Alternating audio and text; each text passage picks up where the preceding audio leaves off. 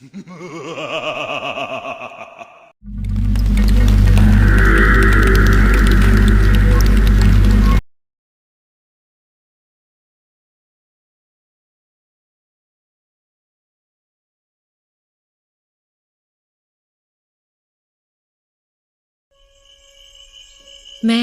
रीत, पालमपुर की एक पुरानी हवेली में मुझे देव नाम के बच्चे की देखभाल करने का काम मिला था।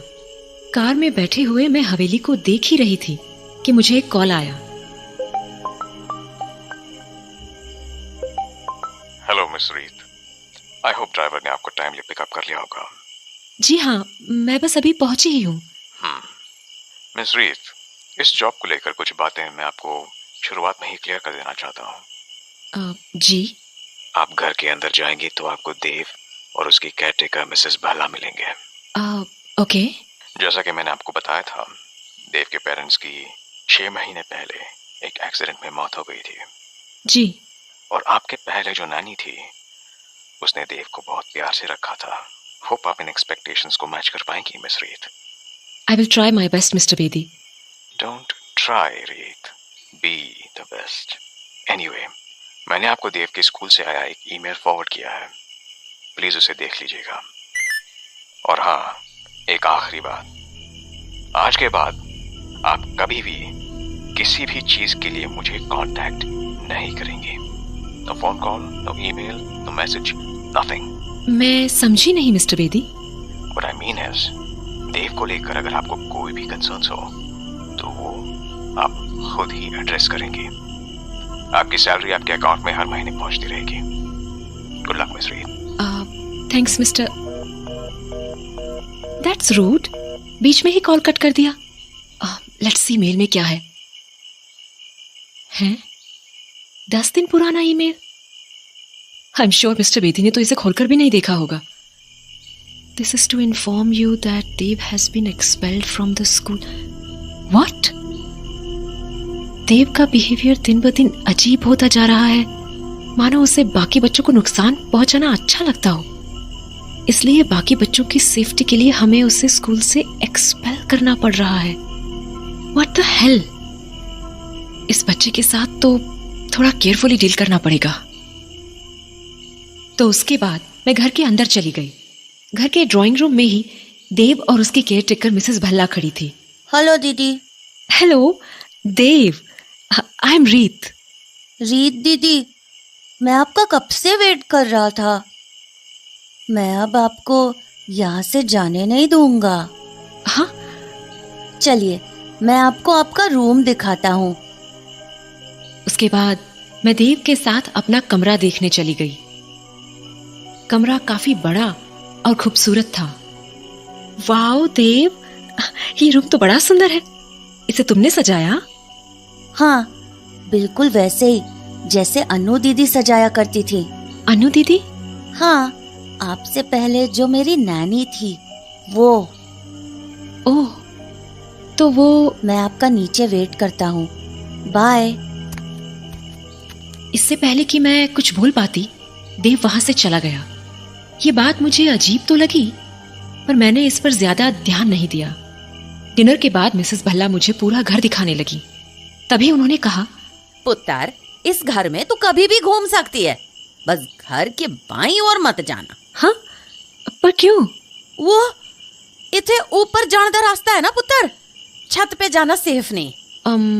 ओके जी, मैं ध्यान रखूंगी। मिसेस भल्ला। हाँ पुत्र। मुझे आपसे एक बात कहनी थी। मिस्टर बेदी ने मुझे देव के स्कूल से आया हुआ एक ईमेल भेजा है। हाँ? एक्चुअली देव को स्कूल से निकाल दिया है। क्या? निकाल देता? जी, इस बात को 10 दिन हो चुके हैं। पर ऐसे कैसे निकाल दिया देव को स्कूल से? कोई वजह तो होगी ना? दरअसल कुछ साफ साफ तो नहीं लिखा है, पर स्कूल का कहना है कि देव से बाकी बच्चों को खतरा है। केड़ा खतरा? इतना छोटा सा बच्चा खतरा हो सकता है क्या? वही मैं भी सोच रही हूँ। अरे क्या कितना होगा, किसी बच्चे नु थप्पड़ मारिया होवेगा बस, और किसी का गला तो नहीं दबा दिया ना। भला इतने छोटे बच्चे से किसी को क्या खतरा हो सकता है? मैं समझ रही हूँ। मिस्टर बेदी नु पता है स्कूल का ये ईमेल उन्होंने ही मुझे फॉरवर्ड किया था, पर मैं उनसे ज्यादा कुछ पूछ नहीं पाई और अब तो मैं उन्हें कॉल भी नहीं कर सकती। क्यों? उन्होंने मुझे उनको कांटेक्ट करने से मना किया है। जब से उसने बिजनेस संभाला है तब से देव को एक बार देखने तक नहीं आया है वो। खैर, तू मैनू दस अब की करना है? आप चिंता मत कीजिए, देव का ख्याल रखने के साथ साथ मेरा काम उसे पढ़ाना भी है। मैं पूरी कोशिश करूंगी कि देव पढ़ाई में पीछे ना रहे। धीरे धीरे वक्त बीतता गया और मैं देव के साथ घुलने मिलने लगी। एक रोज मैं देव के साथ लुक्का छुपी खेल रही थी। देव, छुप गए ना, मैं आ रही हूं। तभी बगल वाले स्टोर रूम से मुझे एक आवाज आई। हाँ, ये आवाज, ये तो इस कमरे के अंदर से आ रही है। तो मैं देव को ढूंढते हुए उस कमरे के अंदर चली गई। अंदर मुझे देव तो नहीं मिला, पर कमरे में बहुत से पुराने बॉक्सेस और खिलौने पड़े हुए थे, मानो वो कोई स्टोर रूम हो। मैं उस कमरे को देख ही रही थी कि मेरे पैर से एक बॉक्स टकराया और उसका सारा सामान बाहर निकल गया। गौर से देखा तो उस बॉक्स में कपड़े थे, किसी लड़की के कपड़े। पर किसके? क्योंकि वो कपड़े मिसेस भल्ला के तो नहीं हो सकते थे। मैं उन कपड़ों को देख ही रही थी कि तभी मुझे एक म्यूजिक बॉक्स दिखा, तो मैंने उसे उठाया और खोल दिया। बॉक्स के खुलते ही उसमें से एक ट्यून बजने लगी। मैं उसे ध्यान से सुन ही रही थी कि तभी धपा। देव, ओह, आप तो डर गए। हाँ। उसके बाद देव बाहर चला गया और उसके पीछे पीछे मैं भी स्टोर रूम से बाहर निकल गई। देव कभी तो बच्चों जैसी हरकतें करता था, पर कभी कभी वो बहुत ही अजीब हरकतें करता था।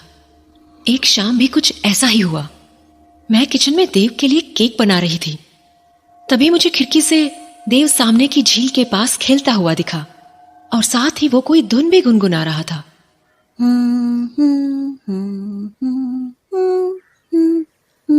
गौर से सुनने पर समझ आया कि ये वही धुन थी जो मैंने उस म्यूजिक बॉक्स में सुनी थी। तभी मुझे ऐसा लगा मानो झील के दूसरी ओर से भी कोई वही धुन गुनगुना रहा हो।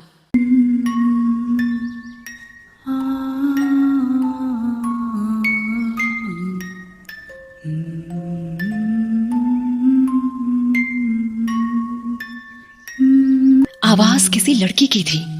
पहले तो मुझे वो मेरा वहम लगा, पर तभी मैंने देखा कि देव झील की दूसरी तरफ किसी को देखकर अपना हाथ हिला रहा था। गौर से देखा तो झील की दूसरी तरफ कोई 20-25 साल की लड़की खड़ी थी और वो भी देव की तरफ देखकर अपना हाथ हिला रही थी। पर फिर अचानक वो वहां से गायब हो गई, मानो वहां कोई था ही नहीं। मेरा दिल जोरों से धड़कने लगा तो मैं भागी भागी देव के पास गई। देव, हाँ, क्या हुआ दीदी? तुम अभी किसको बाय कर रहे थे? लेक के उस पार? बाय? किसी को भी नहीं। देव, सच सच बताओ, लेक के उस पार कौन था? दीदी, सच में कोई भी नहीं था।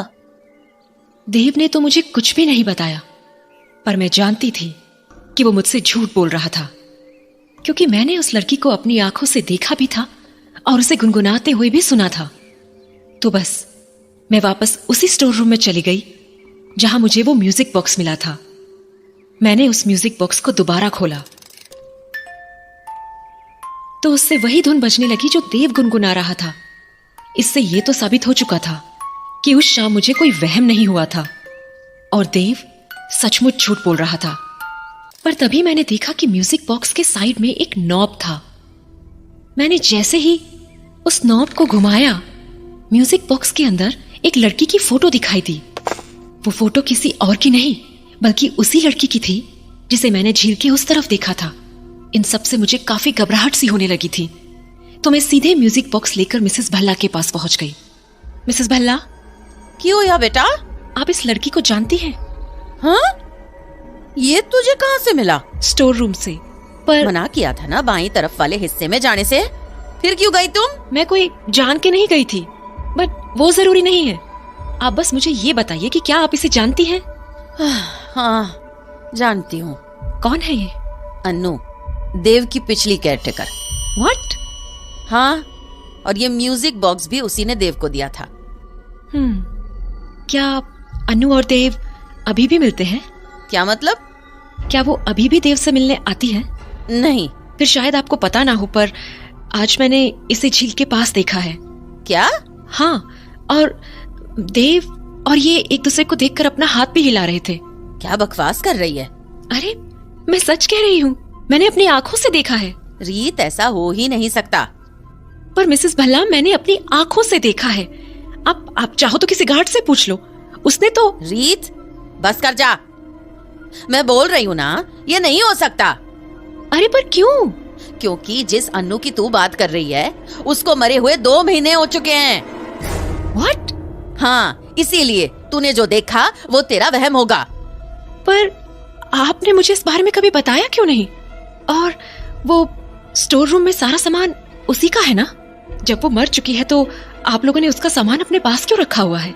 आखिर चल क्या रहा है यहाँ मिसेस भल्ला? पर मैं अब ये समझ चुकी थी कि इस हवेली में कुछ तो अजीब जरूर है, और जिस तरह से मुझसे चीजें छुपाई जा रही थी, मैं ये भी समझ चुकी थी कि यह पूरा परिवार मुझसे कोई बहुत बड़ी बात छुपा रहा है। इसलिए मैंने उसी रात उस हवेली को छोड़ने का फैसला कर लिया। पर मैं जैसे ही सामान पैक करके अपने कमरे से निकलने लगी, मेरे कमरे का दरवाजा अचानक लॉक हो गया। मैंने दरवाजा खोलने की बहुत कोशिश की, पर वो नहीं खुला। तभी कमरे की लाइट्स एकदम से जलने बुझने लगी। रीत दीदी, मैंने कहा था ना, मैं आपको कहीं नहीं जाने दूंगा। अब आप हमेशा यही रहेंगी मेरे पास।